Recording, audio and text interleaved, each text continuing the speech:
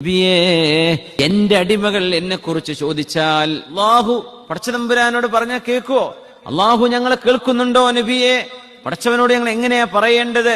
അല്ലാഹുവിനോട് ചോദിച്ചിട്ട് കാര്യമുണ്ടോ? അല്ലാഹു എവിടെയാണ് എന്നൊക്കെ ചോദിച്ചു വരുമ്പോൾ പറയണേ, ഫഇന്നീ ഖരീബ്, ഞാൻ നിങ്ങളുടെ അരികത്ത് തന്നെയുണ്ട്. അല്ലാഹു അടുത്ത് തന്നെ ഉണ്ട്. അല്ലാഹുവിന്റെ ഖുദ്റത്ത് കൊണ്ടും റഹ്മത്ത് കൊണ്ടും അല്ലാഹു നമ്മോടൊപ്പമുണ്ട്. ഉജീബു ദഅവതദ്ദാഇ ഇദാ ദഅാൻ, എന്നോട് ദുആ ചെയ്യുന്നവരുടെ ദുആ ഉത്തരം കൊടുക്കാൻ ഞാൻ അടുത്തു തന്നെയുണ്ട്. ഫൽയസ്തജീബൂലി, ഞാൻ അവരോട് ചിലത് ചോദിച്ചിട്ടുണ്ട്, അതിനവരെനിക്ക് ഉത്തരം തരണം. വൽയുഅ്മിനൂ ബി, അവരെന്നിൽ വിശ്വസിക്കുകയും വേണം. ലഅല്ലഹും യർഷുദൂൻ, അവർക്ക് നേർമാർഗം ഞാൻ കാണിച്ചു കൊടുക്കും. അല്ലാഹു റഷീദാണ്. നേർമാർഗം കിട്ടണം. നമുക്ക് ഈ ലോകത്ത് അത് ആവശ്യമാണ്. ലക്ഷ്യം പ്രാപിക്കണ്ടേ?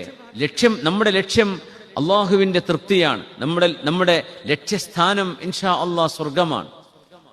നമ്മൾ സന്തോഷിപ്പിക്കുന്ന അള്ളാഹു ജല്ല ജലാലുവിനെയാണ്.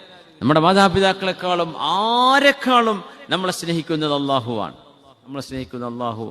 അള്ളാഹുവിന്റെ സ്നേഹത്തോളം ഒരു ലവർക്കും ഒരു പാരന്റിനും ആർക്കും സ്നേഹിക്കാൻ കഴിയില്ല. അള്ളാഹു അത്രമേൽ നമ്മളെ സ്നേഹിക്കുന്നുണ്ട്. അതുകൊണ്ട് അള്ളാഹുവിന്റെ തൃപ്തിയാണ് നമ്മുടെ ലക്ഷ്യം. അള്ളാഹു നമ്മളെക്കുറിച്ച് തൃപ്തിപ്പെടണം. ആ ലക്ഷ്യത്തിന് വേണ്ടി നമ്മൾ ജീവിക്കും.